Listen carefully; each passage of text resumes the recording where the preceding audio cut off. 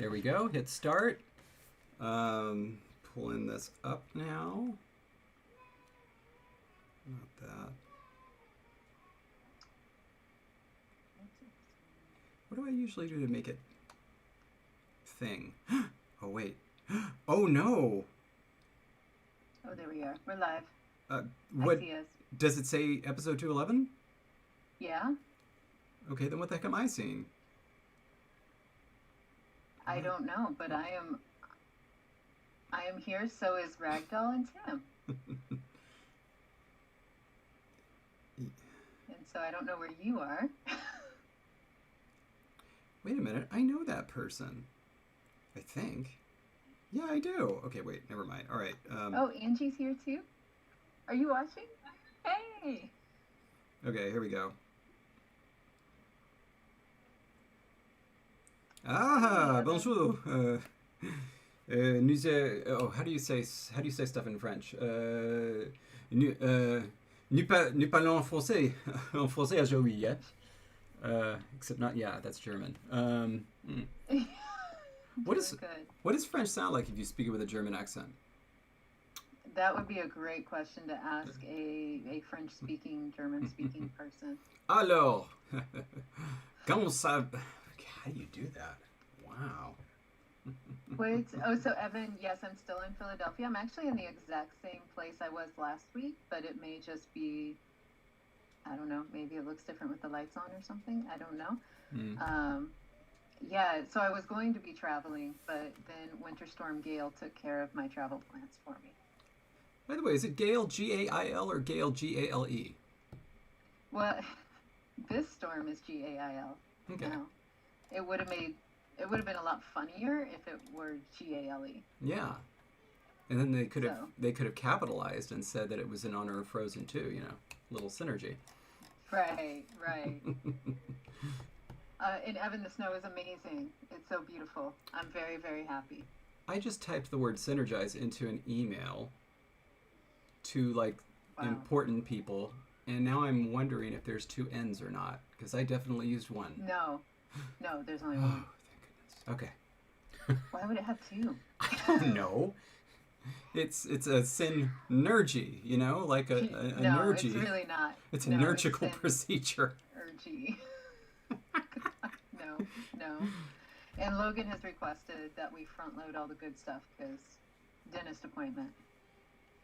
Oh. Huh. Well, that's cool. So we got to get on it. I tried to set up a doctor's appointment and realized that that's just not allowed right now unless you have one of 4 things, which I don't have. So, I don't know.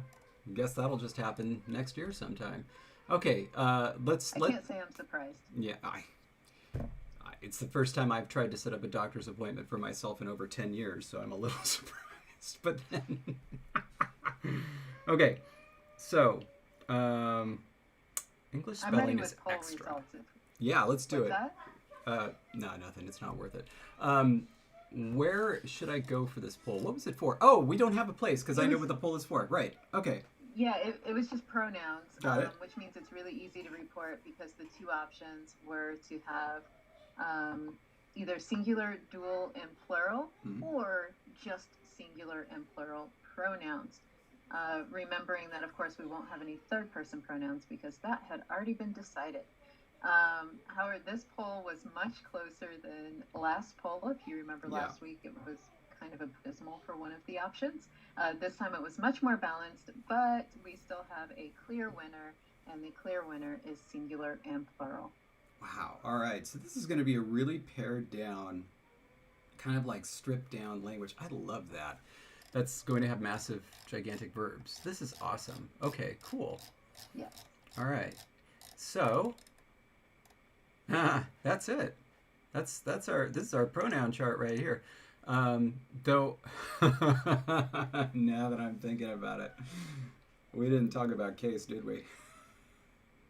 No, we did not. But remember we're actually going pretty light on the case. Yeah, I know, but then it's still a question of how we're going to do case with these things. I guess we kind of have to, yeah? Have to, or are we going to have some sort of... We haven't talked about what we're doing with case and Besides, like we have the nominative and partitive. Yes. Would we just do the same thing to the pronouns, or? I mean, that is the question right now. I just, because of the way that the partitive was formed, I just don't know. Because we're not going to have... Because are you saying because it specifically came from child that it could be awkward to say, like, child I, child you? Yeah, and then... Although that's kind of cute. You know, the child I.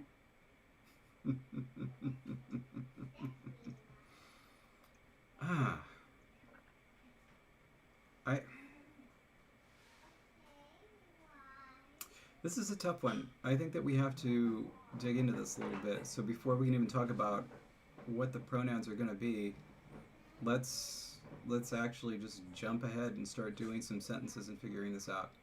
We'll start with nouns that we know, Okay. and then move on. I bet people who are getting the PDF are probably eager for us to actually put this in the chart. Isn't that right, my boy? My poor boy. Alk is suggesting we could have a special accusative for the pronouns. Yeah, that's it is the type of thing that could happen. And then the question is just why wouldn't it have happened with the nouns? And I know I said that we weren't going to do any agreement, but now I'm kind of like thinking of proclitics. But we could call them, like, they could really be proclitics. Are you talking about on verbs? Or Yeah. Are you talking about... Okay. Something close. And so it is agreement, but it's actually really just the pronoun attached. Yeah. We can even have little apostrophes used for their, intended, used in the proper way, which is as contractions, Okay. So not as glottal stops? No. Roman is just... So you're saying every Romanized system you've done has been improper? Oh, no. Like, it can be contractions, it can be glottal stops, or it can be glottalization. And that's it. Okay. Nothing else.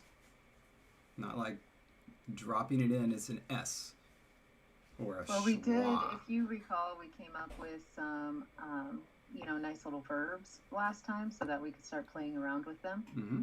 And, well, before we could play around with them, we would need some pronouns to actually figure out if the clitic thing looked good, felt good. Yeah. I mean, that's what I'm in favor of, is just making some pronouns and see what we want to do with them. Wait. I thought you were just talking about doing verbs. Now you're saying we should make pronouns? Make the pronouns. We already have verbs. We already have a list of verbs. Do you remember? Okay.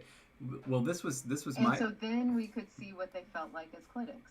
Okay, well, here's but the we thing. have to have pronouns first. Your name is coming first in this language, so ultimately it's your choice. But my plan was we have some verbs, work with nouns, push the pronouns to the very end, figure out everything that we want to with the verbs and the nouns, and make sure they're all working together. Roman is really just charging every which way.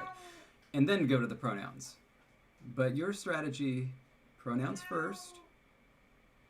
Yeah? Maybe. It depends. Are these clitics going to end up leading to more verb agreement than you had anticipated? No, it would only be for objects. And what type of objects, we don't know, but it'll just only be for objects. Yeah. Huh.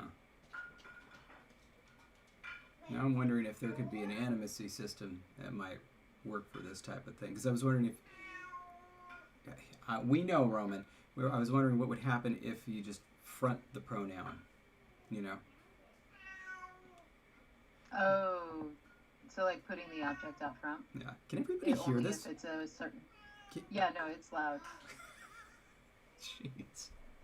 This is why I make sure they have food and water beforehand, which I did. And they do.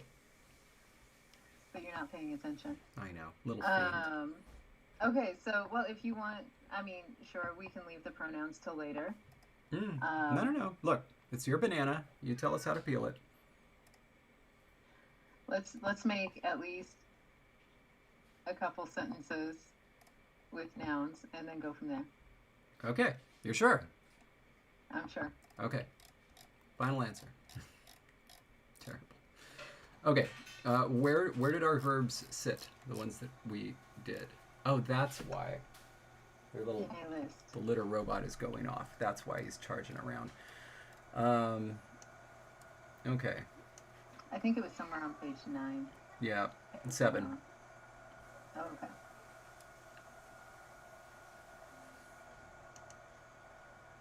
Well, since this is something that opossums don't do, at least to others, even if you stick your fingers in their mouth, let's start with bite.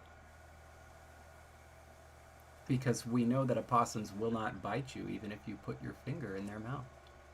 I do Because not know they're that so- at all, to be quite They're frank. so sweet and gentle-natured.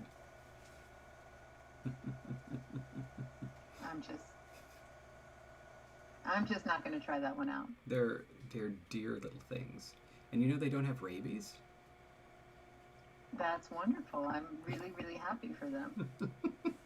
But I've been hissed at by one, and I'm no thank you. It's because they're afraid of you, because they think you might have rabies. And they know they don't bite, but they don't know that about you.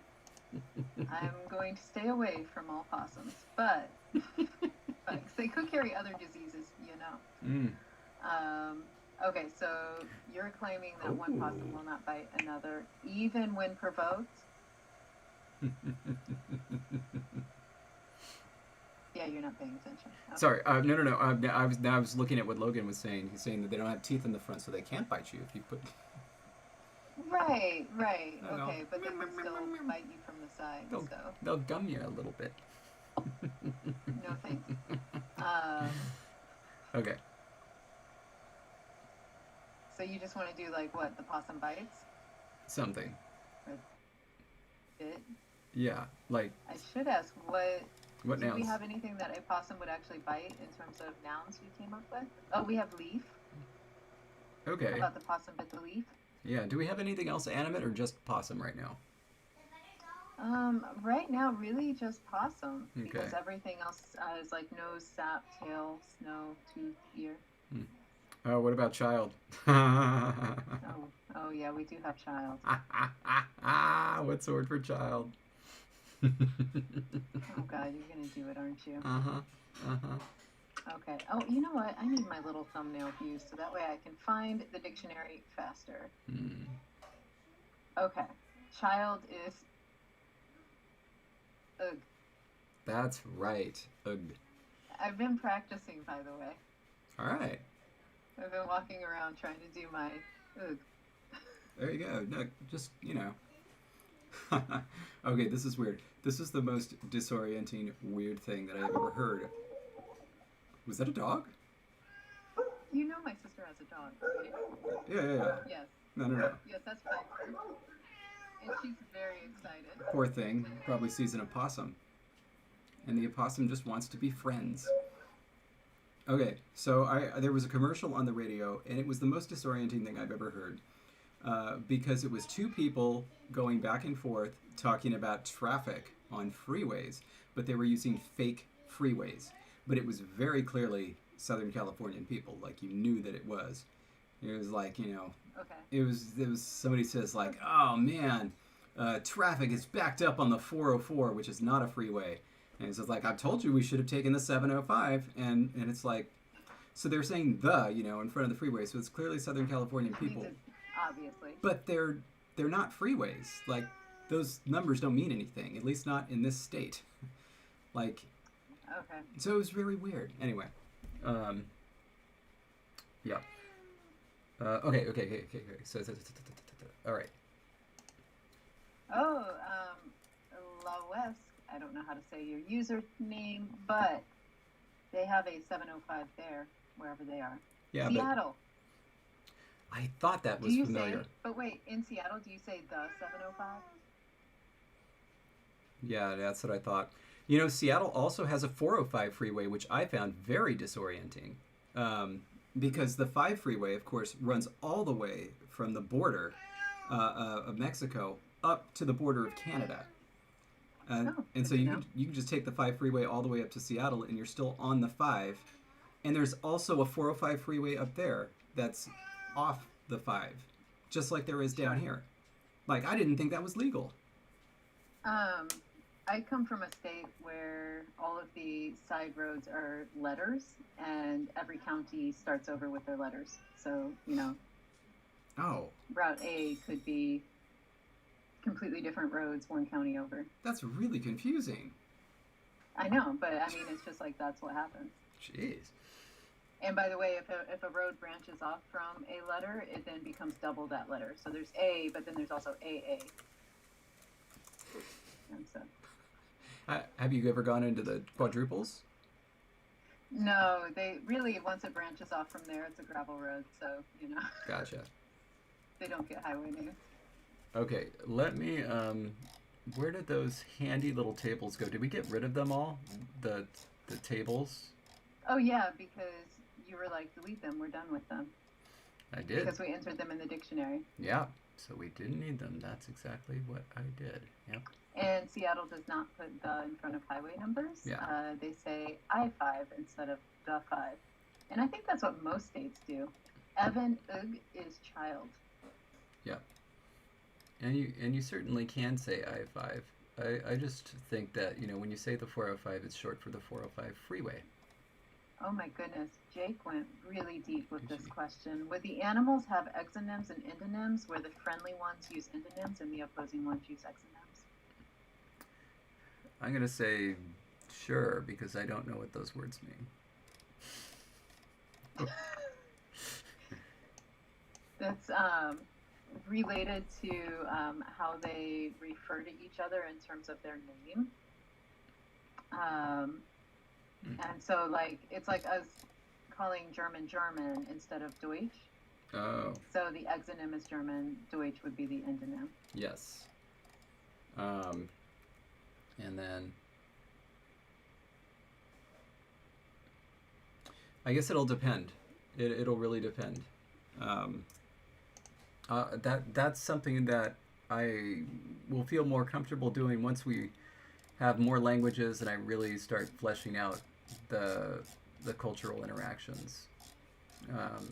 But that's a really good question that will eventually come up. Okay, so Uji is opossum, Ugh is child. Okay, we got it. Oh, right. He's got.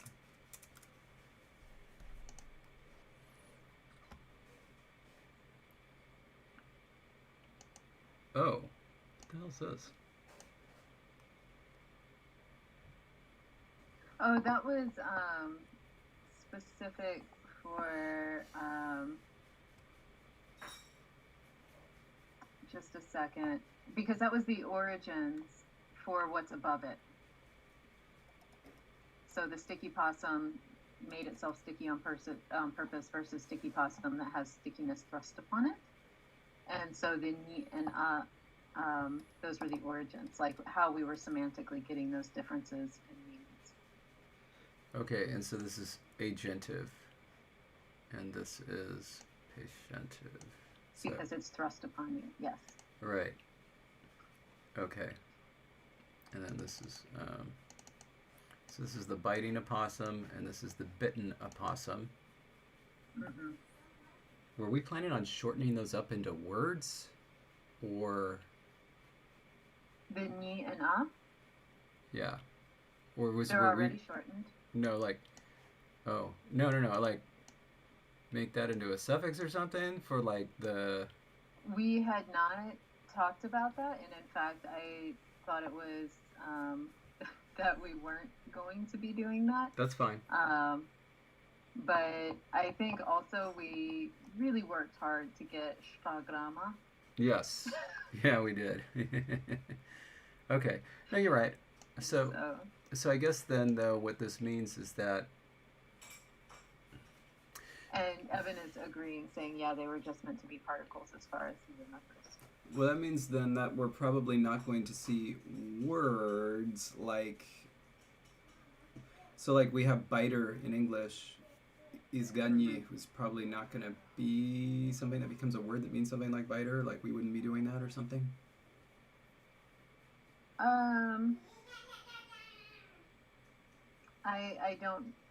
I don't think so. They may be compounds or just side-by-side constructions that we could do, but yeah, I don't think that we're going to do as many, although I think we wanted this language to be heavily prefixed and suffixed, or at least I remember that going into it.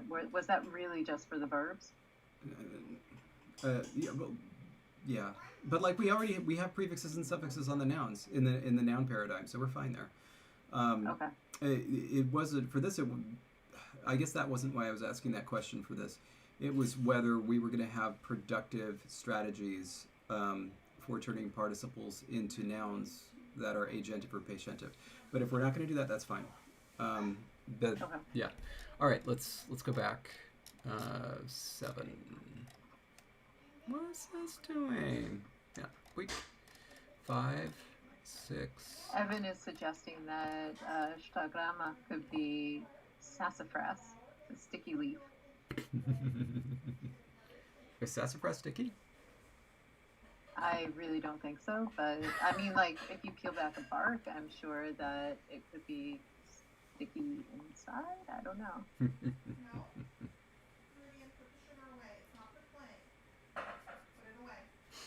Okay, so what are you looking at now? I'm back to the sentence here. So this is the order here. So opossum, child, bite. Yep. That's where we're starting. And so now the question is, where do we go? We think what we're going to dive into verbs, then we dive into verbs, right? Because I feel like we need to tackle, I don't know, do we want it? We're not marking objects, right? We had already agreed that it's nominative and partitive, that's it, right? Yes, but we can do it the Turkish way. I can't remember if we already decided this or this is just something I was thinking in my head. But let me just find what that form would be. I really am missing that table. I want the partitive singular of ug. Oh, are you already? Yeah, you're already going down there. Okay. That's uga? Is that it? Like it just takes a suffix? Freaking. Would be the. I'm trying to remember which one is which. Remember how we said we would remember? Yeah, I do. And we said we'd remember the order. We didn't make an inflection table, did we? G. No, we didn't, but we should. That's right. That's why we should do the blue table. That's why we should like do it out. But we haven't yet. But we should. Okay, so this is what we could do. Ignoring verb stuff at the moment. Possum bites the child versus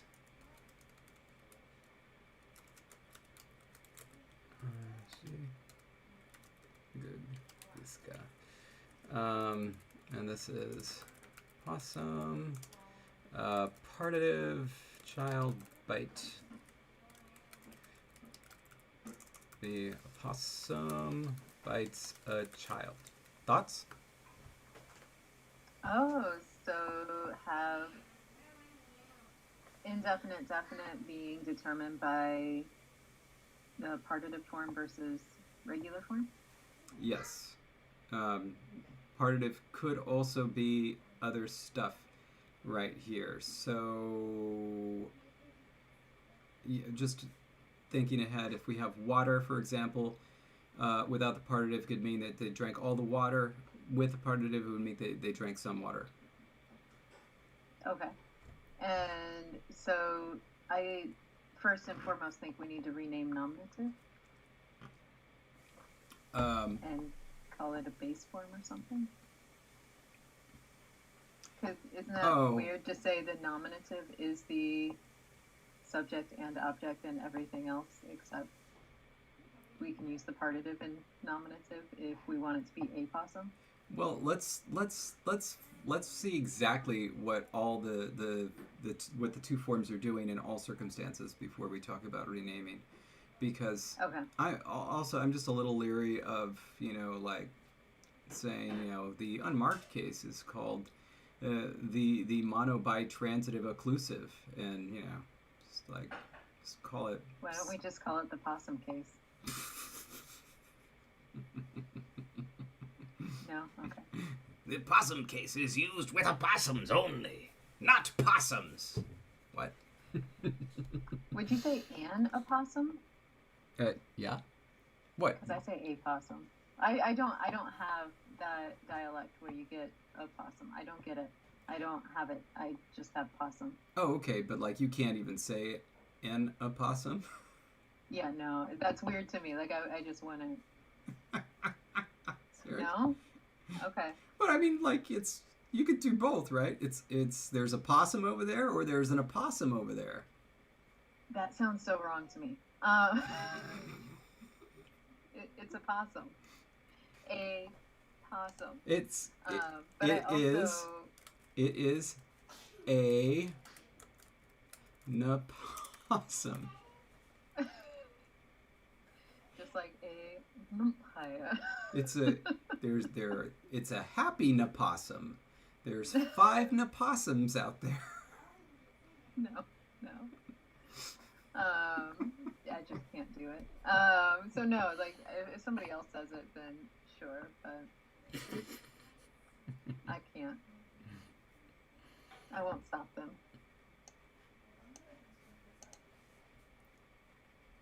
Okay. So we're not gonna worry about what we're gonna call these things. Graham, yes, that's a whole nother opossum. Yes. Oh, Jake, that's good too. A opossum in a naranj, nepron. That's awesome. Crossed into my livery and gave me a sly knowing look. Yes, my livery. As Mike says, no possum versus yes possum. Good stuff here. He bore a cloak of ebony, a fetching cap, with a gilded pin featuring a recumbent lion.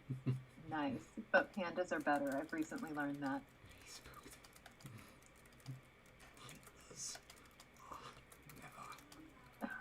You're continuing. I think we've been sidetracked. Oh, but pandas are better, according to Ted Lasso. That's true. How far are you in? We made it through episode 6. Nice. There's 8 first season? 10. Okay, yeah. Yeah. Oh. And he vanished into smoke. Nice. Okay. Let's get back to our sentence. Yes. Okay. All right. So this is. I think you have now delighted yourself, and that's great. Thank you. So then we're fine with this, which led to us questioning the nominative, because we have an nominative case.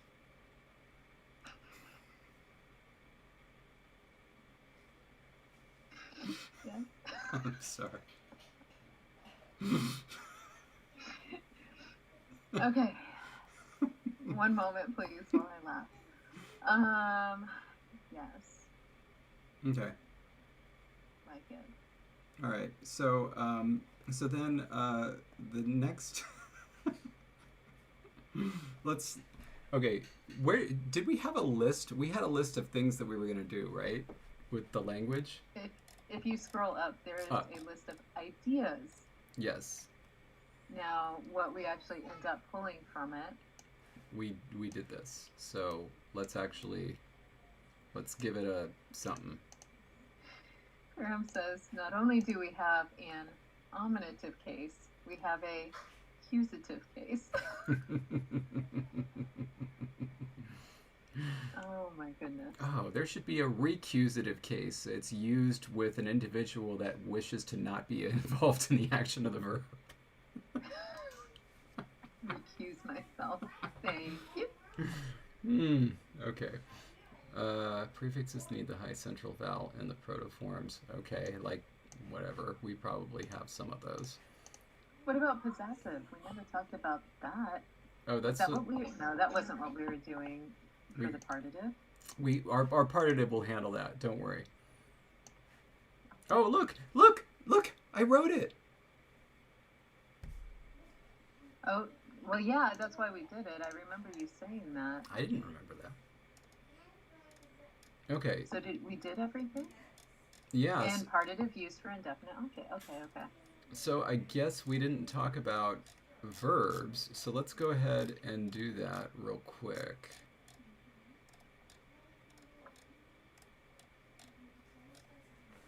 Yeah.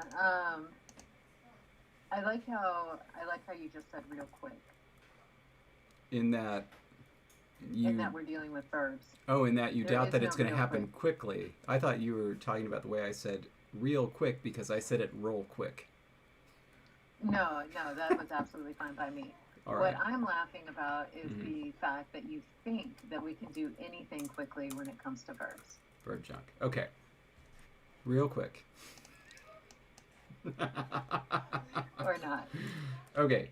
So, my idea for this was directional prefixes. We talked about this, yes. You did not just type verb junk. Okay. We did talk. Okay, so directional prefixes, yes. I need to get on the same page. There we go. Did you intend for them to still be red bullet points? I didn't, but now I'm rolling with it. Okay, I kind of like it. Okay, it's festive. It's like an accent mark. Yeah. Yeah. Let's do this like it's French. Préfixe. Nice. All right. But I could have sworn like this was the very first thing that I talked about was having directional prefixes for this thing.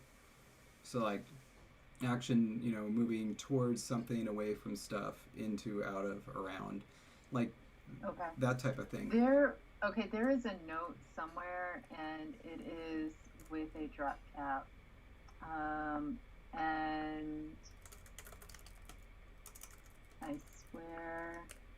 That was a spectral distinction with a drop cap with an I. Okay.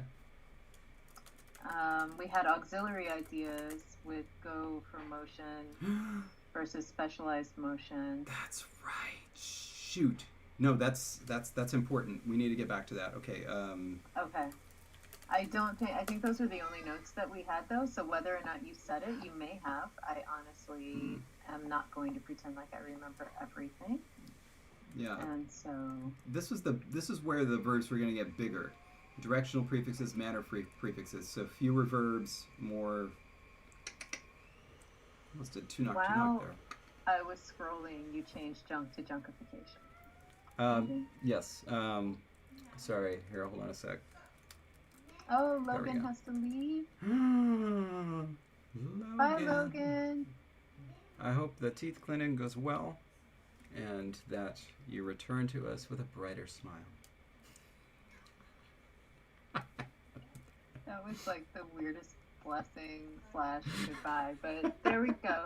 I'll just say, hey Logan, stay grammar. There we See go. you next time. All right. That's how I roll. Do auxiliaries for most verbs. I'm gonna actually pull this out and put it up where we're talking about verbs right now. Okay. And by up, I mean down. Everything's backwards. Okay, there we go. My document's jumping all over the place as you make these changes. Okay. Applicatives. Oh, just a second. Jake, is that in your Conley? Piscama? I don't know if I said that right. That's actually that's how I would have done it. But that's very exciting. I don't know what language that I just attempted to speak. Oh, it's Quechua. Was I anywhere close to right, Jake, with how I pronounced it? Yeah, where's the accent? Piscama. Oh, that sounded better the way you said it. Okay. There is a conlang called D-Lang, by the way. You can look it up. I think we have it on Fiat Lingua. DELANG. Penultimate always. Penultimate always. Cool. All Thanks, right. Jake. Yeah, right on. Okay. So, that was the auxiliary though. Okay. So we wanted directional prefixes, manner prefixes, aspectual distinctions, or aspectual, depending on how you're feeling in the moment, and some verbal auxiliaries. Was that it? There was going to be no subject-verb agreement, except potentially with object clitics. Are you reading comments? No, I'm reading the document. I'm trying to get in that same headspace to marry this to this. Stop moving. I'm talking about document right there. I would hope so. No. Well, first and foremost, this was meant to be about aspect, and so potentially having here for imperfect, there for perfect. So, I mean, that's definitely something that could be put in with that bullet point if that's an idea we want to run with. Yeah. Yeah, so then this goes to this. That may be the place to start. And then obviously this could be a sub-bulleted list under auxiliaries. Like if you want to make it all in one bullet list, we could do sub-bullets and like pull it all in. Yes, I just didn't want to, kill a nice drop cap. But no, I see that. Okay, but that's when you add the drop cap up here. Oh. To the V. Yes. And Piper is super excited about that drop cap idea. So excited. In fact, we're going to change this to... And then you just change it to junkificationistics. You just, every time I turn my head, Hyperion! Yes, we just made a word for a list based on Piper's name. Okay. Here, and... That's awesome. There. That'll make it a little better for you, right? Yes, junkificationisticisms. I think I added a couple syllables in there. Yeah. But that's okay. Okay. That's what I do. Yes, you do. All right. Very good. Very good.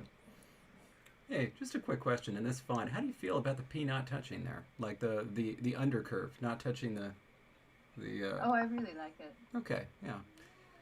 I've tried to pull something like that off a couple of times, and it just fell flat. I don't know why. But I like it too. Try it a couple of times in what?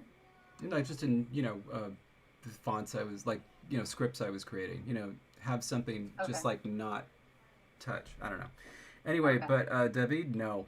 I don't see that at all. It seems very strange to me. It seems like what you have done is you've taken the labialization from the oo, sucked it out, and given it to the following consonant. It makes a certain kind of sense in I'm thinking of the real Ghostbusters and vampires, but I don't know if it makes sense language-wise. I don't know. What are your thoughts on that? I would not see it happening unless there were a full metathesis and the ooh also popped behind it. Yeah. Cool. That would be the only thing. I don't know. Wait, Evan, did you just continue David's weird Opossum story? Yes, Yes, that's exactly what Evan did. Then the possum opened the door. Dun dun dun. Oh my gosh. Thank you, Evan. Each of you knows about the 3 canons, but I'm here to tell you about the 4th. A whisper shuddered through the crowd. But there are only 3. There are 4 canons.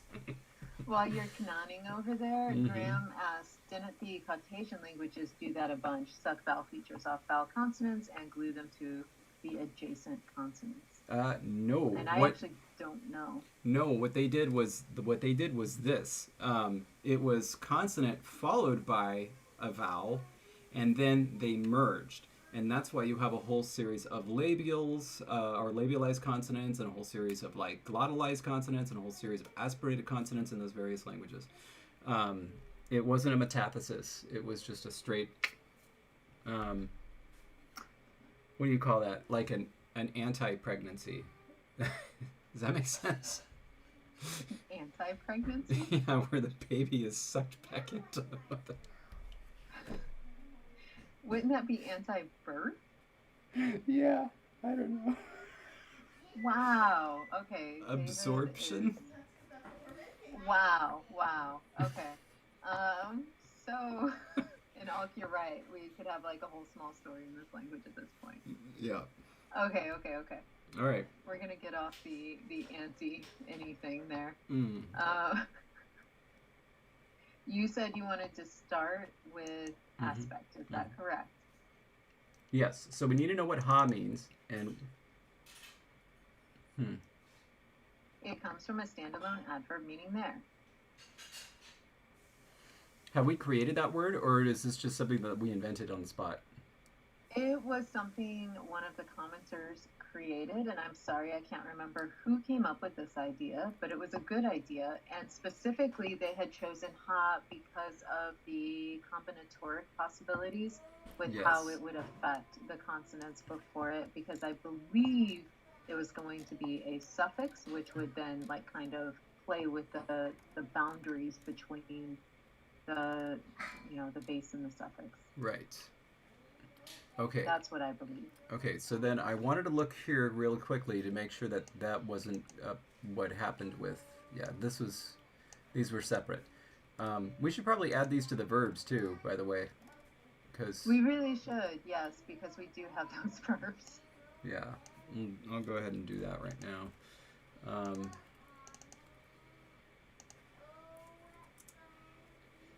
We don't have intervocalic voicing, right? You know what? Alec is asking a wonderful question, and we do not have H in protoform, so it would have to be something else that becomes an H. Yes. Thank you, Alec. Mm-hmm. That's a wonderful, wonderful point. You know that I taught a student-run class called Language Birth in the fall of 2002. So seeing language birth control really is... Okay. That was my first ever television interview. I was interviewed on Berkeley High School. Their in high school news program. Nice. Their intro credits were as long as the show itself. Even better. Yeah. Okay. Good. Okay, those have been added. So yes, back to this. We don't have H, so that leaves us with either ha or cha. Ha. You got it. And what would the consequences of that be? Really great question, because we've got 22 sound changes to go through. Yeah, and so since we're building, okay, so jumping back to why I had this idea for auxiliaries. So you have Japanese, right? And the way that Japanese verbs work is that all the stuff that happens at the end of Japanese verbs is all built off an older auxiliary. So, like you have, taberu, which is a verb that means to eat, and then tabemasu it's how you actually say to eat. So I don't know. Tomo sushi. No, tomo wa sushi o tabemasu is whatever tomo is. I think that's a name. Tomo wa eats sushi tabemasu. And in the past tense, tomo wa sushi o tabemashita, where the actual aspectual stuff is happening on the end of this auxiliary. And so the tabe part is just basically like the bare form of the verb, right? And so nothing actually happens on the verb itself. It is always attached to an auxiliary. So it's never a question of like, how does this suffix attach to this verb? It doesn't matter. You just need to know how the auxiliary attaches, and if there's any type of phonological change. And then you get the rest of the inflections for free because they're always the same. However, there is one certain circumstance where you use the older forms of the verb in Japanese, and that is in relative clauses, because relative clauses are older. The auxiliaries themselves have been reinterpreted as politeness marking, but they're actually just auxiliaries. So anytime you hear about Japanese and levels of politeness, it's either choosing one pronoun or another, or and versus using the auxiliaries. It's kind of like what the difference in English would be between like I'm going to the store versus like I am going to the store. Do you want anything? Versus going to the store. Going to the store. You want anything? I don't know. Right? Gotcha. Yeah, something like that. Anyway, so. Okay. But by the way, Evan continued the story, and it's kind of awesome. I'm trying not to like pay attention too much to the story, but it's so perfect. Pandas are never better, for their word is the last of the Knans. Okay, anyway, sorry. Oh my gosh. Okay. And I was totally listening, and I totally get what you're saying about that, and I see your inspiration, and I appreciate it. And so the idea of having the auxiliaries and everything built off, yeah. Hold on. There we go. Perfect. Oh my gosh. Yeah. But only of the opossum. Not of the possum. There, let's just, I mean, if we're gonna go with a possum here, there we go. And well, Wesley, we don't really know. I mean, Knan right now really only has one meaning, but there's going to be 4 Knans, so we're just like, yeah, we're going with it. And yeah, Magpie's right. Right now, Knan means whatever you need it to mean. Yeah. And Anime Fan asked about synesthetically, and so it's because Evan said a glare is so grim that it looked green. And so it's like when you get your senses, your sensory perceptions, like you perceive color from, just the way things smell or something like that. Yep. Okay.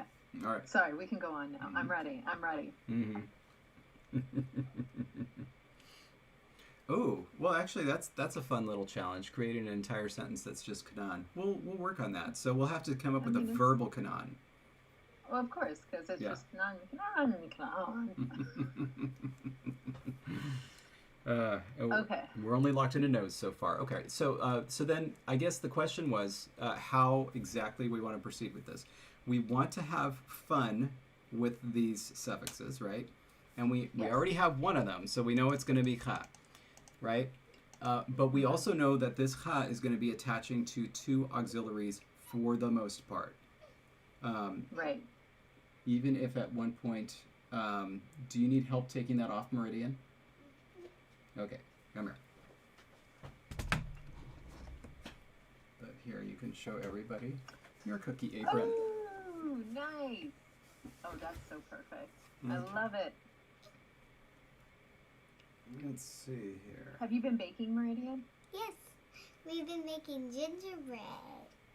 Ooh, that's awesome. You can smell it from the kitchen. I can't smell it from here. Well, because you can. Well, I was talking to Daddy.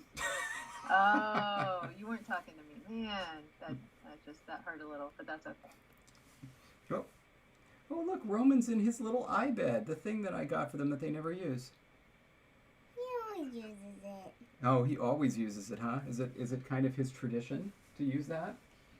Hey, it's a tradition that breaks your bone in your body. It's a what? It's a tradition that what? Breaks your bone in your body. It is a tradition. It is a tradition that we break every bone in our body. That's a really horrible tradition, and you need a new one immediately. I would like one, but I mean, it's tradition. What can you do?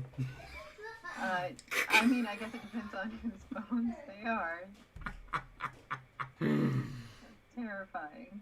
Okay. Okay. So this leaves us with quite a responsibility, because if we were going to do this in a way that makes sense, what we should do is kind of ignore the main verb, like anything like that, and decide what our auxiliaries are going to be, so that we can figure out how they're gonna touch, right, and then make suffixes. Right. Make the suffix babies. Yeah, I mean, not like that. They're not going to touch. They're going to abut, and then. Isn't that the same thing? Like, you can't abut something without touching it? Sure, but Okay. but there's a sense of agency with touch that is absent from abut. Would you not agree? Okay. I guess it's who's doing the abutting. Much ado about Okay. nothing.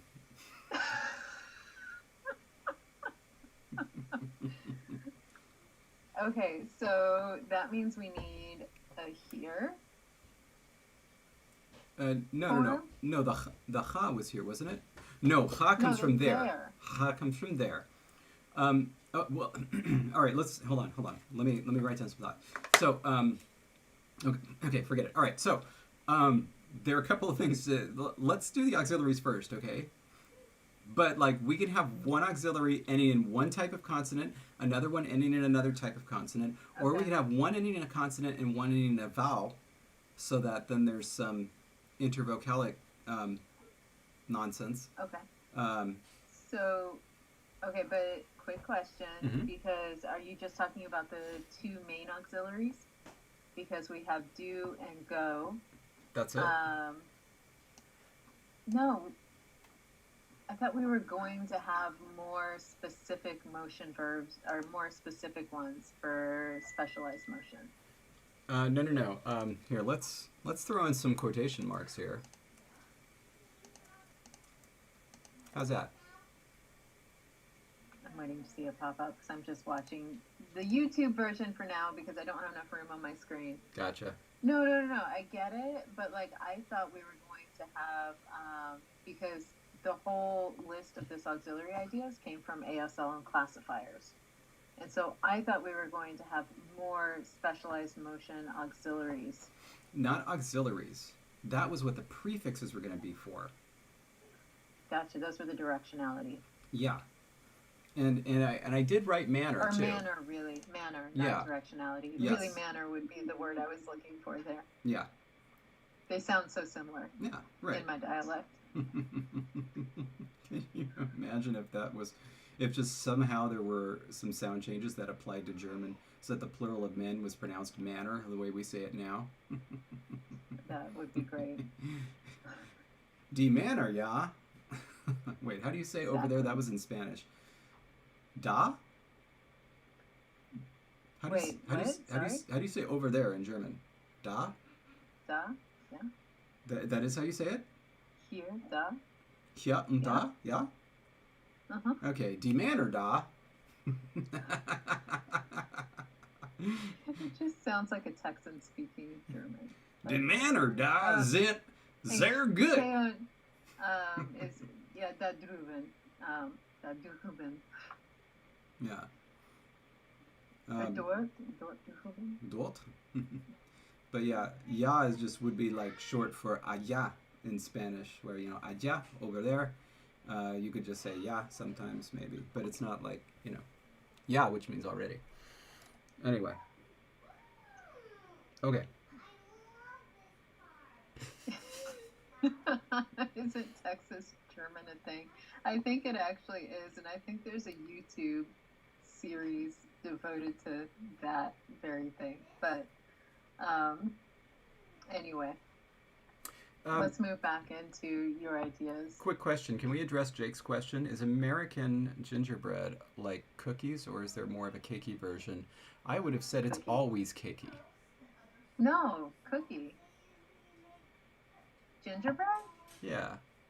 It's always hard. It's a cookie. But like it It's not chews. cakey. It chews, right? You go, not like, right? It's slightly snappy. It's supposed to be snappy. It's not supposed to be super. How do you build gingerbread houses? With the soft, gooey, fig Newton-y gingerbread walls. And then they fall apart. That's no way to build a gingerbread house. That's what the icing is for. Not if the walls are like caving in because they're soft. That's what the buttresses are for. Anyway. Buttress, a butt. Ooh.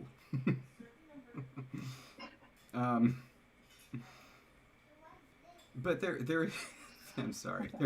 There is also gingerbread that you can just make like a loaf, right? A gingerbread loaf, yes? No. Yes.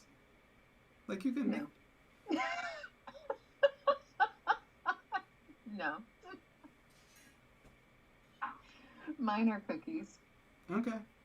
Sure. I mean, you could do both, is what I'm saying. And I'm saying cookies are better. I beheld illustrious opossum. Evan's on a roll. Yeah. Okay. Let's talk about these auxiliaries. Yeah? Mhm. Ja. Auxiliarische Verben. I don't know.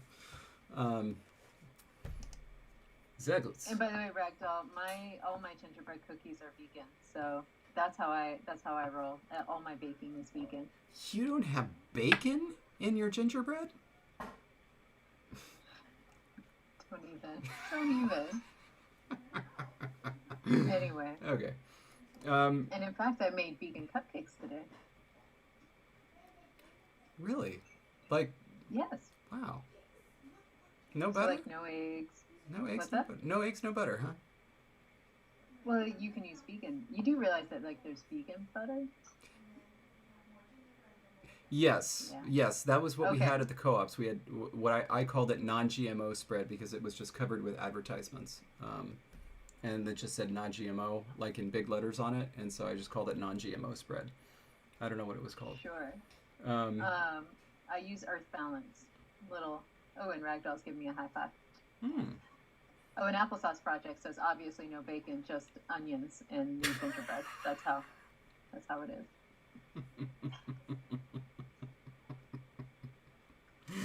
Oh, Okay. God. Possums and their onion cakes. Come get your No. piping hot onion cakes, my little canon. And now we are ready for go and do, right? Yeah, Two so- very simple things to make. They should be short. Okay? Obviously, because they're going to be suffixes. Yes. So I'm thinking this might be an interesting way to do it. One of them CV, one of them VC. What do you think? I like that idea, and obviously, go needs to be the CV. I was going to say the opposite.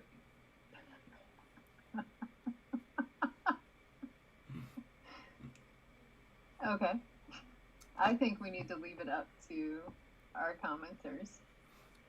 And I'm honestly, I'm a little embarrassed to say why. Because there's a I mean, specific I have reason. a very specific reason for thinking go should be CV, but I have a specific reason for thinking that it should be do. So, should we do this? let's do it. Okay, who's first? You. I think of the vowel as the more active part of the syllable. Right. And so with CV, it's the C that's doing the vowel, and with VC, it's the vowel doing it to the C. But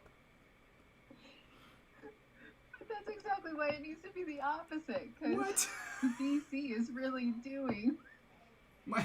something. But it's just the action, right? You need the C But in order go to means, V. like, you start from nothing and then you go.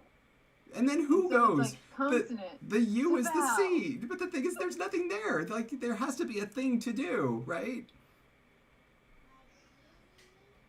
Whatever. Like, okay, the consonant is the noun, the vowel is the verb, right? Isn't that how this works?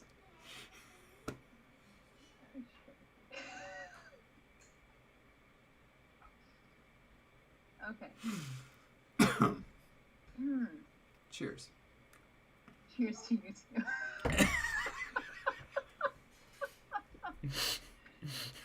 You need to eat a Kopiko now. I can't because I'm still in the wrong place and I did not travel with Kopiko. So you just need to have one now because that discussion feels Kopiko. I still don't feel like it would be fair. I mean, what are you going to do? Not eat Kopiko until... Yes, that was exactly what I was going to do. The Kopiko's going to feel left out. It'll survive. It'll survive. And our Won't talk is you? calling us out. This is staggeringly unproductive. You're right.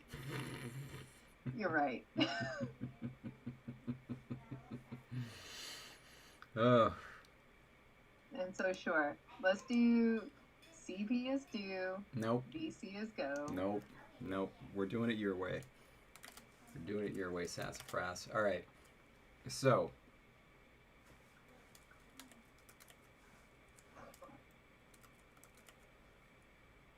yes. Oh, Wesley is offering a compromise. Use Kanan for one. Okay. Let's It would have to be Kna, though. let's look at our edge phenomenon. Right now I'm thinking one of them might be S and one of them might be N, but I don't remember what our edge phenomena are. I mean, in Ingala we had that. I don't think we had that in this language. Probably I there's... think we can end in any consonant. Yeah, no, but I mean like what changes stuff. One of them... Oh, you want to change stuff. If you want to do some changes, then retroflux would do it.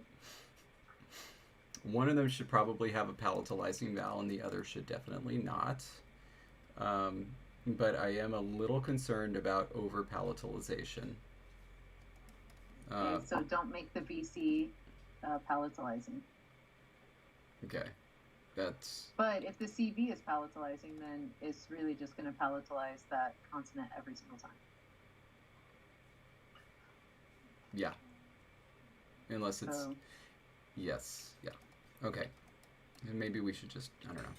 Maybe we should just leave it. But we'll see. So, nasal... while you're syllation. scrolling, I'm going to address a question from Anime Fan. So yes, we will be here on Christmas Eve and New Year's Eve, but we will not be working on the Possum language, which means when we come back on like January 7th, we are going to have forgotten everything we just did today. Yep. So it's going to be great. But on Christmas Eve and New Year's Eve, we will be holding live streams, but instead of working on the Possum language, we're going to create 2 language sketches during those 2 hours. Yep. 1 for each live stream. By the way, W. Watson, you think there's no such thing as over-palatalization, but then just go watch the Shannara Chronicles. There is such a thing. I've done it. Okay. So this could be interesting.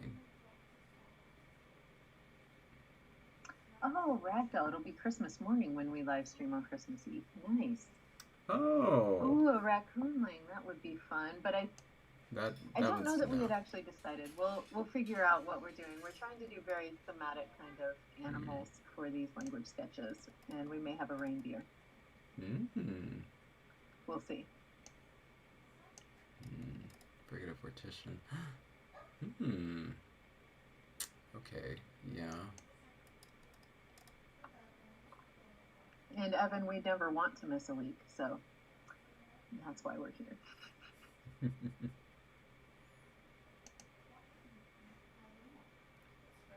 Fricatives become stops or affricates after nasals. Okay. Fricatives become stops in front of chordal fricatives. Okay. And yeah, raccoons aren't traditional Christmas animals here, but they should be because they are darn cute. So you're way cuter than possums. You're pro raccoon and anti possum. Seriously? I would never pet a raccoon, but they're super cute. I would want a little opossum on this shoulder and a little raccoon on this shoulder, and they would tell me what to do, and I would follow their advice. Are you trying to compare one to an angel and one to a devil? Obviously, we know which is which, don't we? Mm-hmm. Yes, the raccoon is the angel. No. And so W. Watson is saying CV starting with an S is good. I was thinking of something different. Okay, but Applesauce Project's ex-wife had raccoons as pets when she was a child. That's amazing. Oh my gosh. Okay, but that's something I need to explore later. What sounds have you found in your perusing? Because I've really just been paying attention to comments. You're supposed to be perusing the sound changes. I'm trying to figure out what the Mariah Carey of Japanese fictional animals means. In that they're really cool and everybody likes them? Are there... Yeah, seriously, who doesn't like Mariah Carey? Amazing. Who can just sit down and write a Christmas song and say, hey, everybody's going to love this? Like now. So I was thinking of weak fricative for two reasons. One, fricatives change to stops after nasals, which is something that will happen with the CV form. Second, weak fricatives have funny stuff that happens when they're followed by L or R, which is something that we could build in. Okay. Wait, hold on a sec. Where's my cat? Sorry, I have a rolling chair, so I just have a fear of that. Can we get away with both being fricatives? With what, sorry? With both being fricatives. We can get away with whatever we want to get away with. No. You never know. I mean, you know who's watching. Oh, are you going to say his name or no? No, I don't want him to see what I'm about to do. That's okay. Someone in the comments will say his name. Yes. Okay, well, right now I'm going to try this because I was thinking of Wasted Years by Iron Maiden. And then... and Alk is saying, remember, ha is already a fricative. I think we... Yeah. Yes. We do remember that. And and everybody's saying Beetlejuice, so we're good. See, that's the name they're coming up with. Anything is possible. Yeah, so ha is already a fricative, right. And so that means that the other one for here is probably going to have to start with an R or an L. Oh, brother, I should tell you about my story with Pompoko. Did you see W. Watson? Oh, Beetlejuice. That's kind of cute. That is cute. Okay. And what were you thinking for that one? Well, do you like P or do you like K better? K. Oh. Never mind. Because, of course, we already have ha. So it's got to be fa. So P. Yeah. All right. No. Yeah. Oh yeah, no, there is a real animal. Like I thought they were totally real, like the raccoon dog thing. Okay. This is a very light. Very light. I think it's got to be better. Okay. Yeah. Pompoko is not great if you give it to your 13-year-old cousin thinking that it's just going to be a cute cartoon. And then all of that. Have you seen Pompoko? I have no idea what it is, in fact. It's about these tanukis. It's a Studio Ghibli. And it features I've heard a lot about Studio Ghibli this weekend. Yes. Well, I mean, they have This week. they have great stuff, but this particular one, the tanukis have magical testicles, and they do a lot Nice. with them.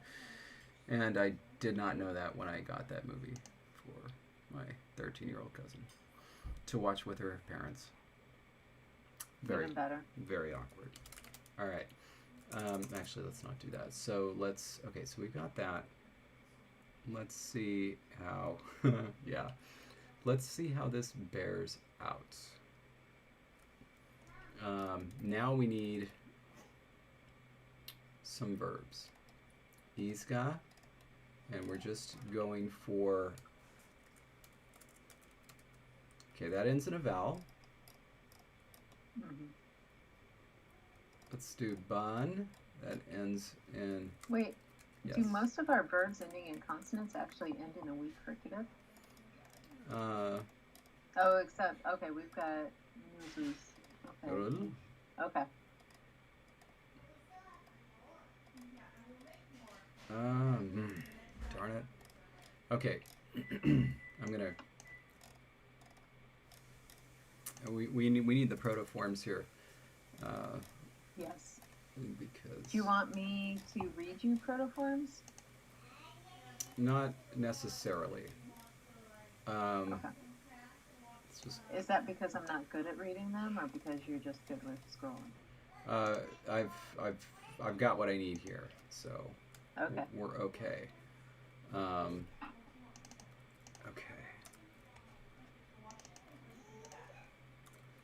And okay. Column 2.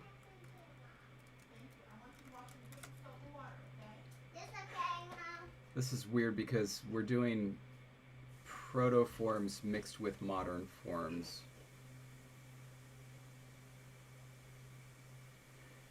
And we need to talk about stress. Didn't it go on the heavy syllable? Well, the idea is that at one point in time it would have been this. And so the stress would have been izgası. And the question is, when it became this, would the stress have shifted to a traditional position or not? And the traditional position would be izgası. Depending on your definition of traditional, yes. So if the stress didn't shift, it would be izgası. If the stress shifts to where it ought to be, it would be izgası. Okay. What are you feeling? I don't know, because then there's a third possibility, which is that in this circumstance, the biggest hit is going to come on the auxiliary, and so you get izgası. The biggest hit would be on the ox? Well, I just thought that. I don't know if it's true. Is it? I mean, I guess I'm so used to thinking of auxiliaries as auxiliaries that I think the biggest hit would be on the verb itself. You're right. Okay, you're right. Absolutely. No, good. Okay, so then we can abandon that option just completely. So what do you think about izgası, the stress stays, or izgası, stress is reanalyzed?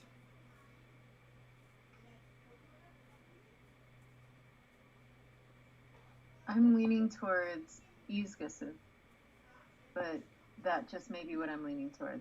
That's fine. Look, we got to start somewhere, so let's do that. Is that what you would agree with? It's what I'm agreeing with right now. So next question. When these two things come together, does it... This is the question. These things coming together, does it happen before or after the sound change that gives us the lengthened vowels with voiced codas? Does it matter?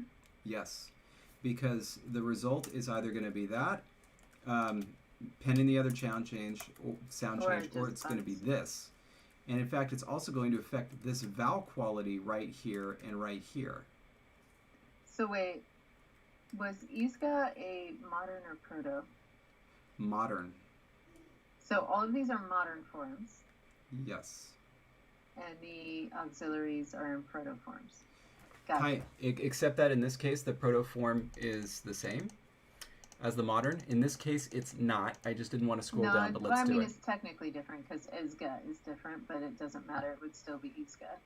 No, I mean the auxiliary, the proto form and the modern form is the same. So that's not changing. Let me look up this sound change really quick. I know there's a T happening there, but I don't know where.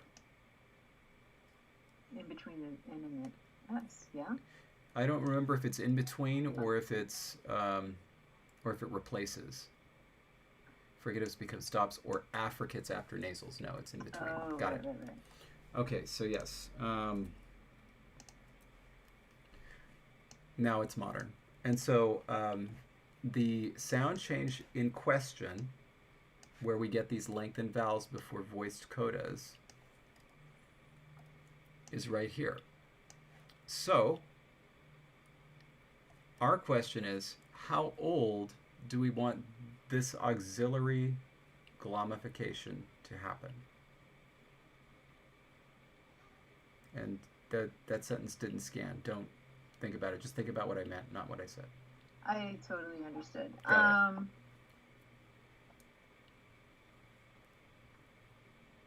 it. Okay, based on the fact that most of the other forms in the language are going to not glom together, right? Yes. Then I think it needs to be newer. Alk is saying because early. If it were older, then why wouldn't the other things also glom together? Wait, which other things? Like on nouns and like the ni for the adjectives. The reason for it would be that the verbs were more important, and so that system would have crystallized earlier than the nouns.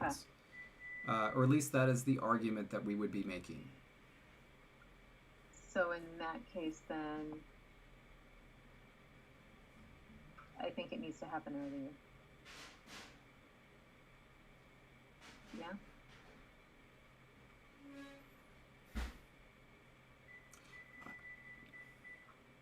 What are you feeling? I hesitate to offer an opinion. I find exciting options or exciting possibilities for either option. What are you feeling? I was feeling that it was going to be newer, but then when you raise up the difference between why they were going to be different, if the verbs are more important, then the verbs I feel would be more fully evolved at this point, which means it would be an older thing for these things to already be glommed on.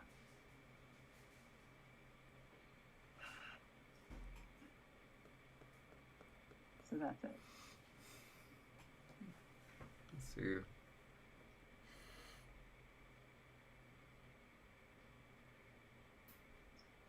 Jake says, in my head, auxiliaries that are still recognizable as such would be later. The question is, should they be recognizable as such?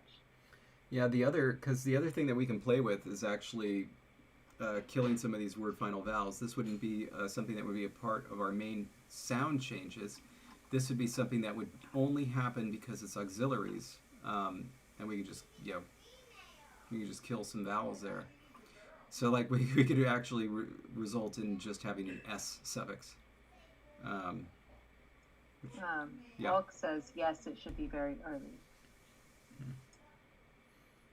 It's funny because then Alk says the opposite. I like font too. Yeah, yeah.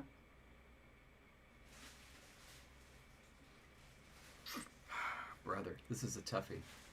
What would the others look like? Can we get the others in both forms? Let's do it.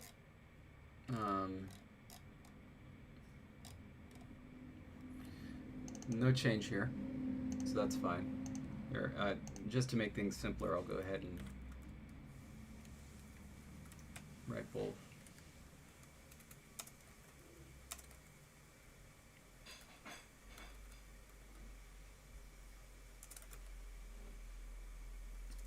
Does anything... Hold on a sec. Does anything else happen to that S? It doesn't voice, does it? Or does it? I don't think it voices, but doesn't it become retroflex? It does become retroflex, I know that. But I think it might I thought voice. the S's were not voiced in these situations. I felt like the only thing that didn't cause voicing was nasals. That everything else passed its voicing feature on, but I don't remember. I am checking, so keep typing. You got it.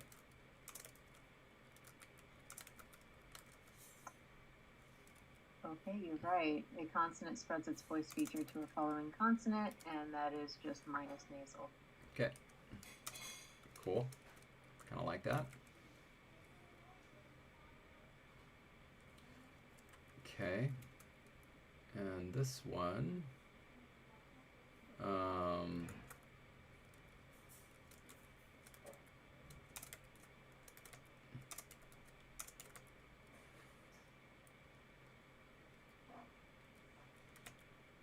Do we have a degemination rule?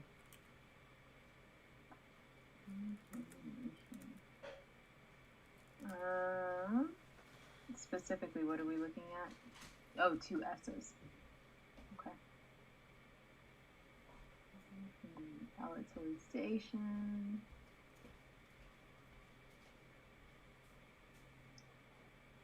So voicing.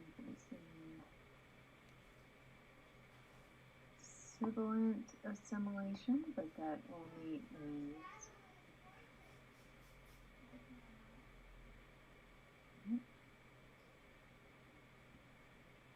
I don't believe so, but I'm still reading. But based on what I've seen so far, I'm going to say no, and I also don't remember having one. Okay. Anybody else remember what I'm thinking of? No, there's nothing about degemination. There is sibilant assimilation. Yeah. Which would create gemination. Yeah, and Applesauce Project, I'm sorry, Cupcake Parade. I definitely agree. I want the geminate.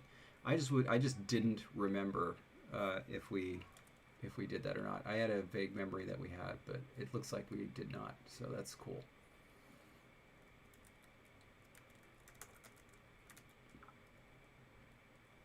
Unless we put this into the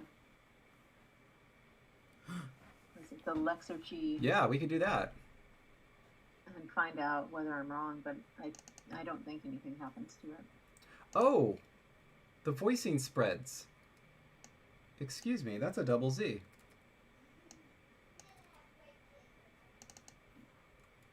I'm almost certain. I'll double check over here.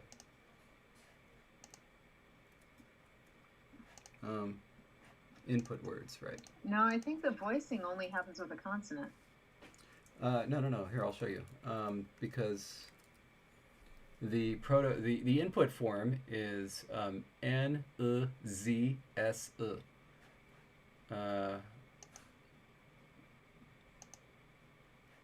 yeah, Nz.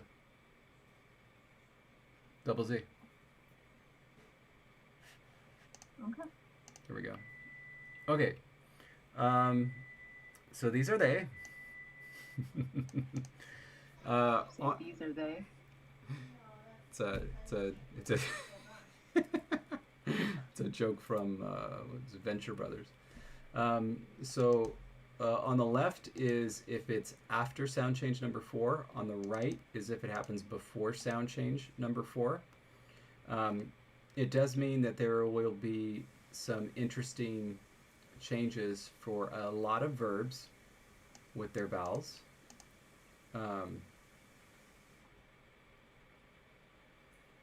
For those that have some sort of a, you know, a thing. Okay. I want to just quickly. Do I want to do this? Okay.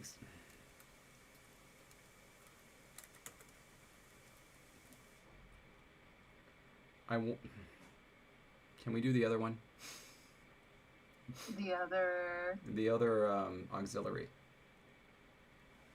Oh, yeah, you can totally do the other auxiliary. Why Okay. would you not want to do that? You know, just for the sake of finishing the thing that we've started.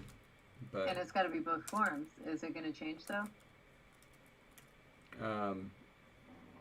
Right now I'm just doing the protoforms, and I will do both forms. Just give me 1 second. Because this is going to be a little bit more difficult. Oh.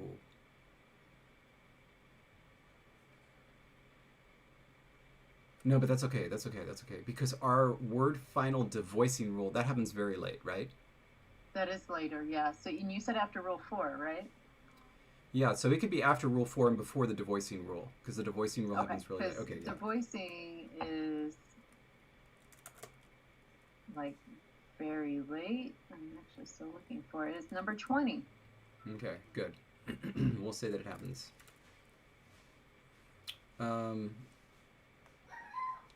Is there an intervocalic voicing rule for fricatives? Not in the first 4. Or after? Just a second. The voicing assimilation is really about consonants. It's vermicious, not vernicious. Vermicious canids.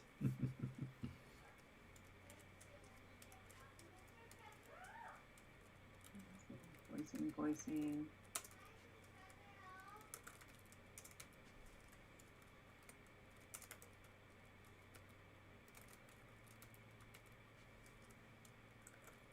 No. Okay. That's fine. Okay. So, next step is we have to discuss what's actually going to happen with all of this. We know that these are changing to H's. So I'll just do that because we can discuss whether the H's are then going to disappear, but we know they're changing to H's at the moment. All right. What do we want to do with vowel sequences? What happens if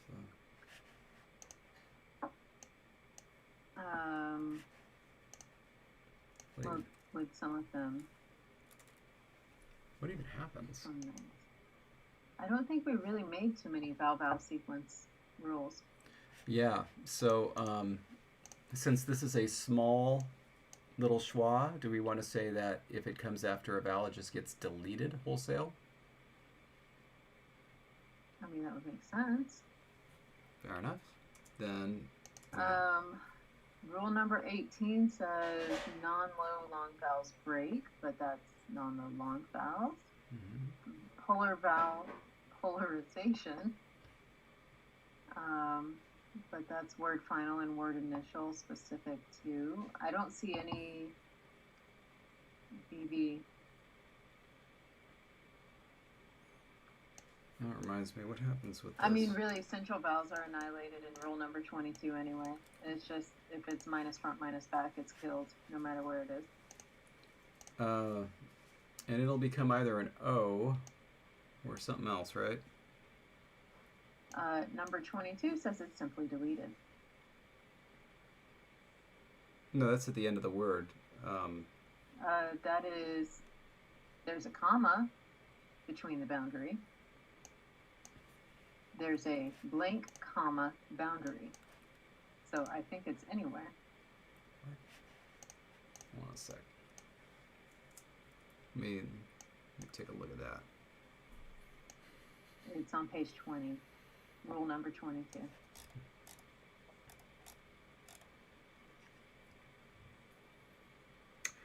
Yeah, but it's a word boundary. But there's a comma. What is the comma for? That means either at the beginning of the word or at the end of a word. Comma's confusing. Okay. That's what the comma's for. Where's the other thing that changes the central vowels? It's much earlier. We actually have a few of them, but like number 1, I think. Oh, sorry, number 3. In stress That's with position. stress. Oh, what? Unstressed position outside of the very first segment of the. These become these? Uh-huh. Yes. In stressed position. But then what happens to them in unstressed position? They get annihilated. Weak vowel in loss. 22. Central vowels are lost in between consonants before the main stress of the word. What about after the main stress of the word, which is where we are?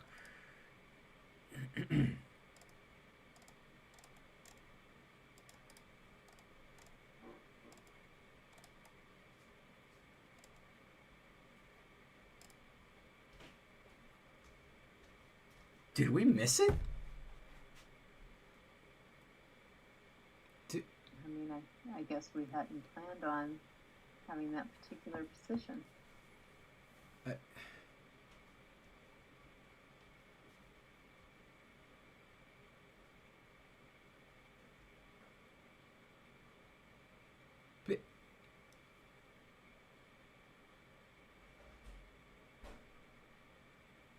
it's because they're. Oh my God. It's because. Oh my God.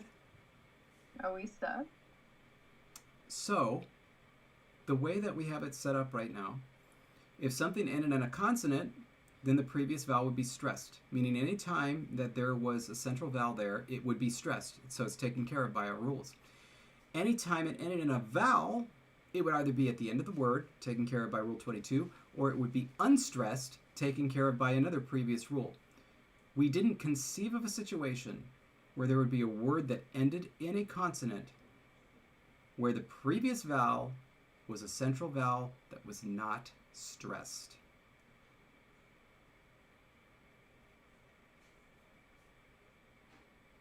We have a gap in our system. So why are they becoming O? Because they thinks that they're stressed. That's why they're becoming O. It thinks that they're becoming. It thinks that they're stressed.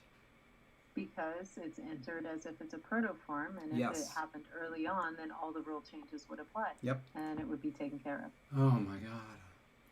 But we. So stress 100% depends on whether it's an old or a new merging.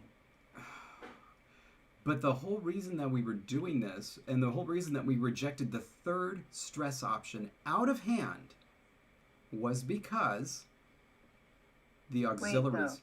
Wait. We're not going to be stressed. Just wait a second. Okay. You have gingerbread sticking in your mouth. If the two remain separate until later, then it would be stressed at one point, which means the stress would take care of it. And then when they merge, it's already gone. Because it's its Even own though word. it's no longer stressed Because it's its own word. until it's merged. Oh my God. That's right. Okay.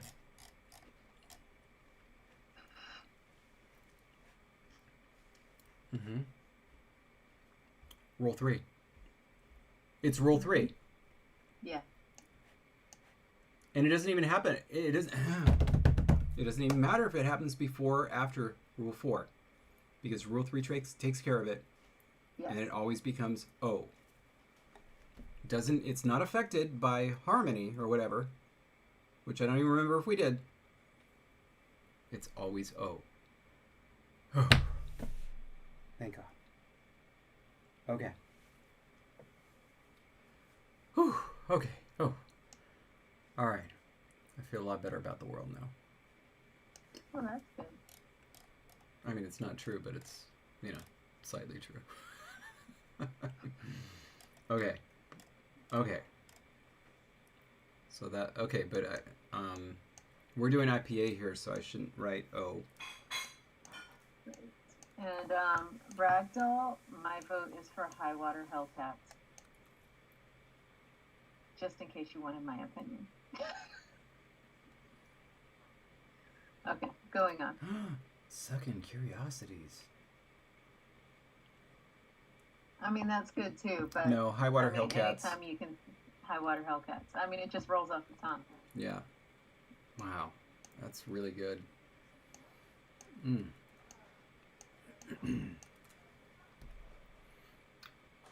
There was one of the guys that was in the suite that I was in when I was a freshman in college had his own surf rock group called Monster Pete and the Chiefs.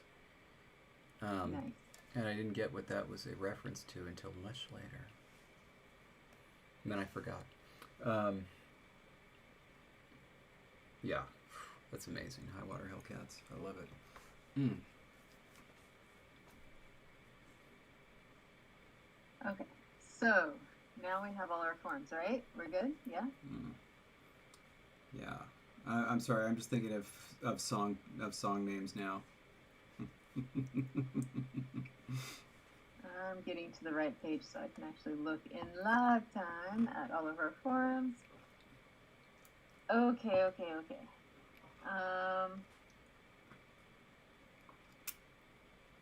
It depends. How easy do we want these verbal conjugations to be? If we want them to be more straightforward, we need the left.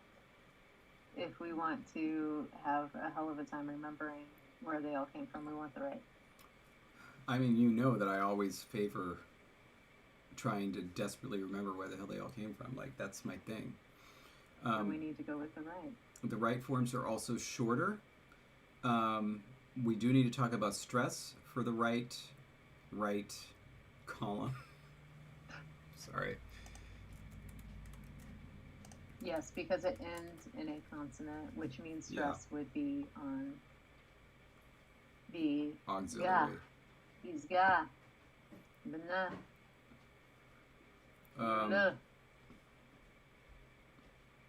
Yeah.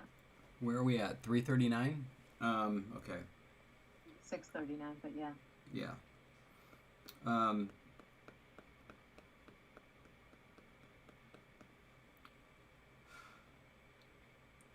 Let's. That would actually be interesting to have nipse versus nife. It would. Just saying.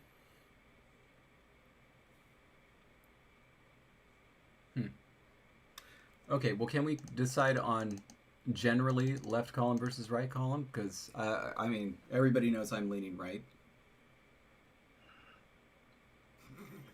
That's the way I'm leaning too, so. Okay.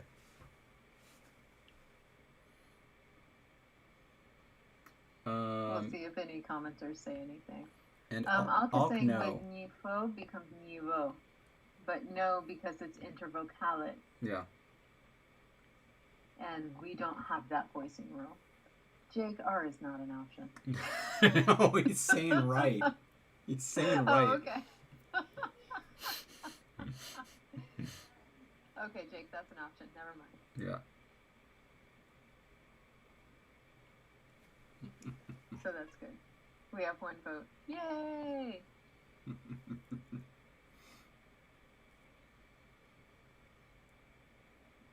I think that works out nicely.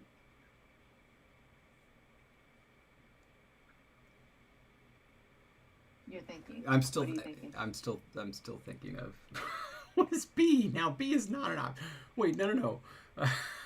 Sorry. B is a different inflection. So you're voting for right or left. And so, okay, Tim is right. Davida is left. And it's the here. All right. All right, we're getting lots of rights.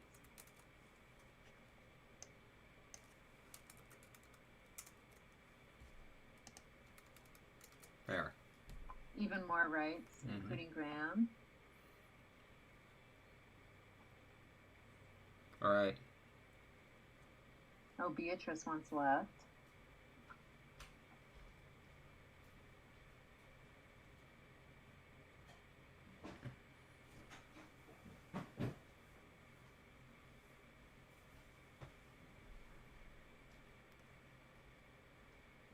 Okay, well, so far, Anna's man. with the left. Oh, brother. So far, there's more rights. Yeah, and of course that's what we want 4, too. 5, 6. So yeah, it's 6-3 from people who are voting currently for right in favor, plus the 2 of us. Oh, Silvertail came in with the right, so 7. Oh, it's 3. Salem.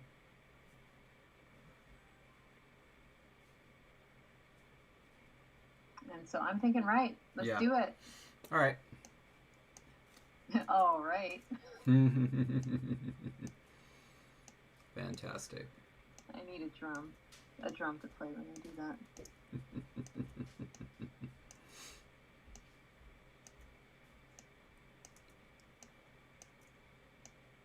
Okay. So now, the next question is going to be for column B.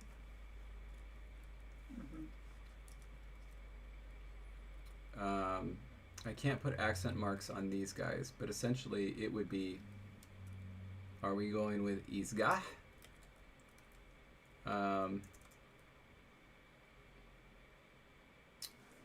Here, let's do it like this.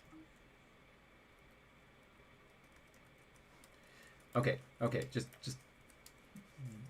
sit with me a moment here. Like, I don't know, tell them that cool story about that time that your bus was delayed when you were on that trip from Saskatchewan to Sault Ste. Marie. I'm pretty sure that's your story, not mine, but okay. No. Like, remember in like the there was that whole incident where the gymnast was mistaken for a terrorist, and Is this a movie? I mean, no, it was just your life, just a thing that happened, And then there was the guy I with think you're misremembering me for someone else. And the guy with the fake wallet, remember? No, not at all. Dang. Oh well, it was a good story, and I wish that she would tell it to you, but you're just gonna have to imagine it now. That only gets brought out at certain times. But let me tell you, you would you would never look at an enamel bar the same way again. Okay. Oh. And yeah, Beatrice Language Science Press is completely dedicated to bringing linguistic materials, and on others as well, not just fully linguistic materials, but to everybody for free. And so there are entire books, there's articles, it's amazing. Okay, so here's the question looking at B, and it might have consequences for A as well. Do we want to lean into the reanalysis of stress, recalling that we had said we were not going to do that for column A. So we were going with izgase, bantse, oh gosh, urge. Oh my gosh. Oh, I'm glad you had to do that one. Urge. And then nz and nipse. It's really only an issue for this one. Izgase versus izgase, all right? This would be a complete and total reanalysis of stress. Izga. Oh no. Oh no, the feed. Hold on a sec. Come back. Okay, there we go. Okay, so Ask is asking, does that mean that ban, izga, and other base forms would only be used in the participle? We don't know that but, yet. I mean, yeah, it also depends on like what we end up doing with, infinitive and other forms. Yeah, so we don't know that yet, but so reanalysis of stress means izgah, banah, banah, nz and nif. Versus stress where it was izgah, banah, rulah, nz and nif. And then this one, it's stress where it was, but since we have a weak fricative at the end of a word, in unstressed position, we're dropping it. And so izgah, bana, rula, nuza, and nifa. Dark Horse made me laugh. Bazinga. Yeah. Okay, so here's something I'm going to ask you. Is this something we should decide in this very second, or would that make a great poll? I don't want to say it would make a great poll, but it would make a poll. But you're probably right. We should probably punt this to a poll. It'll be a long poll. I'll have to explain a lot of it, and it'll take 3 weeks. Because that's how long it's going to take for us to get back to the next episode. Oh my gosh, that's right. That's why it's taking 3 weeks. Okay. But I can take my time getting the poll up and really differentiating the responses and what the results would be, because of course what we decide here will affect what happens here as well. Right. And also I can toy with the idea of dropping this vowel as well. In other words, if we go with izga, we could end up with izgas. Very simple. Oh, Yeah. And that could be exciting. izgas, bants, rouge. You like that? Rouge. No, I mean, I don't like that word at all, to be quite honest. Oh my goodness! And then what would happen to geminates? Oh, maybe the vowel would stay if maybe the vowel would stay in certain circumstances. Okay, whatever. I'll think about that. You're right. Okay, poll. That is going to be the poll. I'm going to make it the official poll color, which is of course yellow. Is that something? That's been since episode 1. I mean, we've known that. Yellow? Yeah, like goldy yellow. Golden Knights yellow. Sure. Okay. Anyway. 3:49. That'll be good. So that gives us 11 minutes then to do other things. Mm-hmm. Still snowing over there? No, it stopped.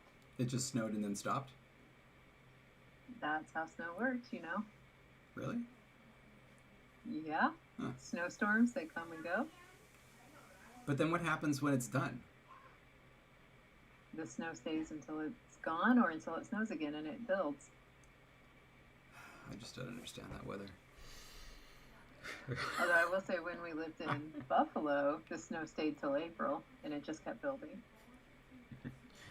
Okay, so now Applesauce Project saying quick raccoon lang. So let's talk about that actually. So let's talk about next week and the week afterwards. So we didn't get to go on Thanksgiving. Do we want to do a turkey language? No. No. That would have been Thanksgiving. Okay, I was just saying, we had the option. Turkeys are done. Okay, all right. Okay, what else? We had said reindeer. Reindeer, absolutely. So we can do reindeer. And then what about the following week? Well, we had talked about some different options, including dove, but we didn't know if that was too specific. So it could be some sort of bird language. Like new. Like. Ish. No? Wait, like what? Like the new bird. You know the Christmas song? Oh, Winter Wonderland? Yeah. Gone away is the bluebird, here to stay is the new bird. New bird, exactly. What does that even mean? That was like the laziest lyric. There are some really lazy lyrics in that song. And so Biblaridian is saying Christmas tree worms. He'll say, "Are you married?" We say, "No, man." Like, No man? Like that's what You're they got totally to ignoring the Christmas tree worms, but that- that's okay. That's what they got to rhyme with snowman. Terrible. No man. Christmas tree. Yes. That's what Biblaridian comes in to say. Christmas tree Yes. worms. Christmas tree worms. Partridges are suggestions. Excuse me. Keith Partridge. Okay. No, I'm all about the reindeer. That's cool. Biblaridian, are you familiar with the Netflix hit television show Octonauts? What about ptarmigans? That's fun. What about like a snow fox? Oh. The So Arctic fox. that's tough because I wanted to do foxes, like really do a proper treatment for foxes at one point. So we shouldn't do that for now. Mm. What about owls? People have talked about owls. Ooh, owls are so cool though. Oh, see, part of the thing that made like turkeys and reindeers so interesting to me was because it just didn't feel like something that I would really want to bring into the game world in a big way. But if they were just like out there, you know, then it'd be cool that they had a sketch, you know. You could do names and stuff for them. Okay. Owls, like, owls are just way too cool. I wish Deer. What? Deer. So reindeer and then deer? Deer fox? I'm reading the comments. Oh, deer fox, like in Hilda. I have no idea what that is. Hilda's a show on Netflix. French. Really good one. French hen. Cornish hen. Turtle dove. Turtle dove. But a cardinal. They look really cool. They do, don't they? And they're the best baseball team. They are definitely a baseball team. I think they're better than the Dodgers. They do think they're They've better won more than World Series. They do think they're better than the Dodgers. They are.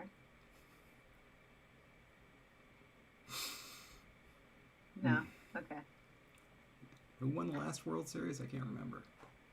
Yeah, but who won more before that? More that counted.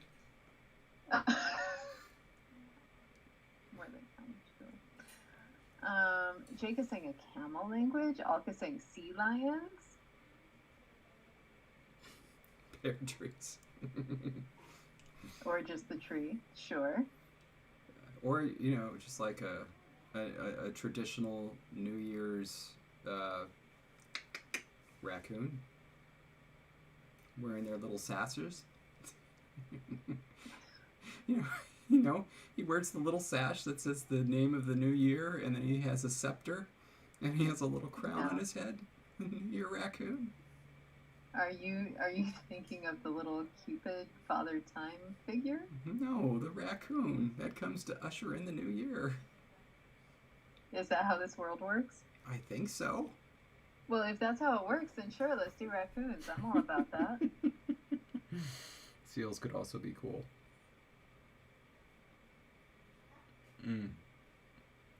I always love it when I turn and look and see message retracted, because I was like, what awful thing did this person just say? So, Jake, we are really wondering what you had suggested. Applesauce saying, what about a language using drums? A parumpa pum pum lang. There is, by the way, this is semi-related to linguistics. Jake, burritos up there. Oh, that's good. The New Year raccoon is a cousin of the Groundhog Day groundhog. Oh. Groundhog. That's kind of an idea. Anyway, but there was a fantastic study that was, again, semi-related to language, where it was just like whoever the researchers set it up. They said, think of it like a very, very, very famous song that anybody would know. Things like Happy Birthday. and they would just say, drum it to somebody else and see if they get it. So like, and so on. But the other person didn't know what song it was, and they just like could not guess it at all. They weren't even close. Very interesting study. Mouse But that King. one seems really obvious. It does, but like people couldn't do it. I don't know. There's really not an animal associated with New Year's. No, there isn't. I mean, it's just babies for some weird reason. And I always found that really weird. The whole, like, old man and baby thing, it just creeps me out. I don't like it. So we need a baby language. It's what all the animals in the kingdom speak until they reach age. By decree, they're not allowed to speak adult language. Indeed. I don't know. I guess because in this world it's very much winter, right? So we definitely need something wintry. Yeah. Okay. Polar, So what do you think of polar bear? wintry? Like Polar bear? Walrus? we could have bears. Would the polar bears have a special language versus the other bears? Oh, yeah. They're not, like, even related. What are about they? penguins? Penguins! Done. Penguin it is. Penguin language. Okay, so next week, reindeer. Reindeer. And then after that, the traditional New Year's penguin. Yes. And they're already in their tuxedos. They're already dressed formally, yes. Oh. And so they're ready to ring in the new year. All right. And in addition to this, I think we should try to push this and say, like, penguins are really the traditional New Year's animal. Get it Yes. trending on Twitter and just make it a thing. Yes. Yeah. All We right. can make that happen. Fantastic. Perfect. Okay. All done. New poll. And again, we will not be working on our Opossum language for 3 weeks. Oh my gosh. Which means, do we have good enough notes to remember all the things that we just did? Mm-mm. No. Okay. No. That's going to be the best. So all of you watching, we're going to need you. Yeah. Oh, and this is something that I want to work on too. Like if you're on our Patreon and you support us at the $12 level, you get a PDF of this document after every single week.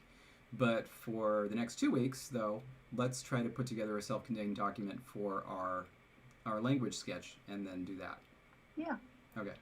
I like that. Cool. So we can delete a lot of the stuff from our what's it and then just make something just for a sketch, which will be useful Right. moving forward anyway. Right? Yeah. Yeah. Okay. Cool. Yeah. All right. Fantastic. Well, there we are. Thanks everybody for watching. And what do we do now? We say goodbye. Is that what you're asking? Yes, that's what we do. Anyway, so yay, hey, goodbye. And it's like I know that we know that you're going to be busy the next couple of weeks. So if we don't see you, we don't see you. If we do, we'll say hi then. Yes, and stay grammar in the meantime, and happy holidays, stay safe, and all that good stuff. All right. Bye, everybody.